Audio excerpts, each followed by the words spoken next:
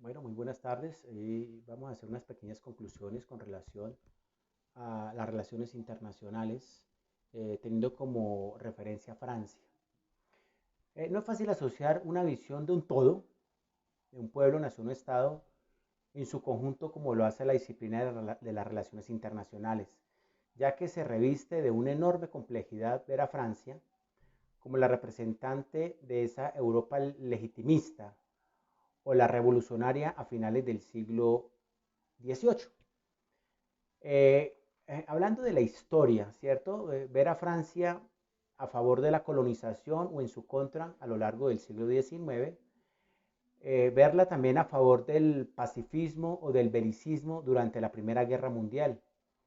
Asimismo, ver a Francia en apoyo, a denuncia de los acuerdos de Múnich de neutralidad o de intervención al lado de la República en la Guerra Civil Española. También Francia entre la colaboración y la resistencia en el contexto de la Segunda Guerra Mundial. O verla también a favor de las posiciones socialistas o por el denominado mundo libre durante la Guerra Fría, bueno, etcétera. Esto con relación a su parte histórica. A lo largo de su historia, Francia ha debatido con frecuencia acerca de las esferas internacionales y se ha mostrado dividida en este ámbito. Existe, sin embargo, un elemento común y central en una especie de cultura gala de las relaciones internacionales que se ha ido conformando con el tiempo y que pesa sobre sus dirigentes forjando una política exterior en ocasiones vacía e incierta. Acordémonos que Francia viene de un pensamiento muy imperial, ¿cierto? Acordémonos de Carlos Magno, de Luis XIV, que soñaban con ser emperadores. Y su proyecto europeo era sin duda el trasfondo imperial, que llegaría a materializarse con Napoleón, con sus guerras napoleónicas. Y tras su derrota en 1815, ese sueño imperial se terminó en Europa. Y este se transmutó, ¿cierto? En lo que tiene que ver con ese sueño imperial, pero ya colonial, universalista, emancipador, mesiánico e incluso generoso en la mente de sus defensores más exaltados. Acordémonos que la noción actual de la franca frinque, que no es más que el dominio colonial de Francia sobre las naciones africanas, eh, es como ese gusto que tiene Francia por intervenir, ¿cierto? Y acelerar a la hora de asumir como propio los asuntos internacionales, incluidos los más lejanos, como ha hecho Estados Unidos últimamente, como la guerra de Irak, donde Francia tuvo esa experiencia complicada y hoy en día se mantiene un poco alejada de comprar guerras. Eso ya no lo hace Francia, ya lo verifican mejor. Ya volviendo a Francia, hay dos corrientes políticas, que es la corriente de derecha y la corriente de izquierda. Esa corriente de derecha francesa, ¿cierto? Ve a Francia a través de una realización de los valores republicanos y emancipadores, o sea, apoya todo lo que tiene que ver con el dominio, las colonias y todo este cuento.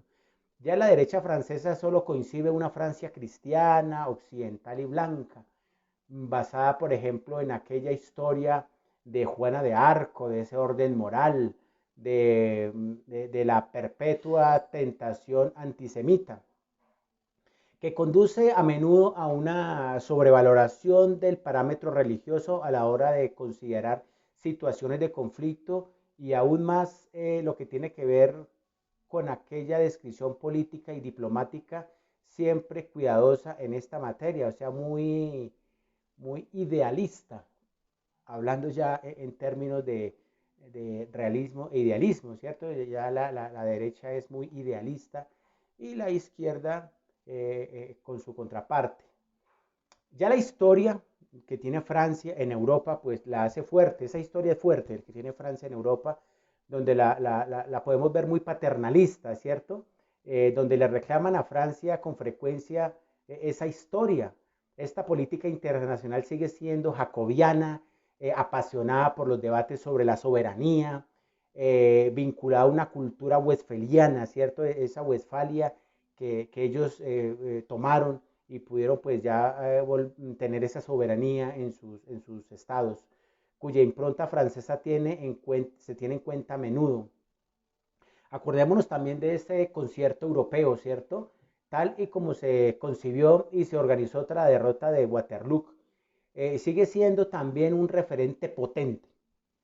La recuperación del desastre napoleónico, el desagravio al sueño imperial roto y el medio de oficializar ese papel de Francia como cogerente del mundo, ¿cierto? Tiene ese peso sobre su espalda, ¿cierto? De aquella Francia histórica, ¿cierto? Fuerte. La idea se mantiene hoy en día intacta y firme en los franceses, en ese gobierno francés. Explica hasta qué punto valora Francia su puesto como miembro permanente del Consejo de Seguridad de las Naciones Unidas. Acordémonos que Francia tiene presencia mayoritaria en los grupos de contacto, tales como el G7 y el G20, así como su inclusión entre los grandes que tiene que ver a nivel mundial, en la política exterior, en las relaciones internacionales. Pero en este momento califican a Francia como una potencia media y eso no lo tiene muy contento. Francia aspira siempre a ser una gran potencia. Por ello, el general Gaulet, un forjador, recordemos, de esa quinta república, ¿cierto? Donde dice que efectivamente para ser poderosos y para ser potencia hay que invertir en, en la guerra, hay que invertir en armas nucleares para mantenerse a la val, para mantenerse de frente y poder de punto competir hoy en día con ese sistema internacional que es polarizado, que es bipolar, Acordémonos que en este momento somos bipolares con unas potencias como es Estados Unidos, como lo es China, como lo es Inglaterra, la Unión, el Reino Unido.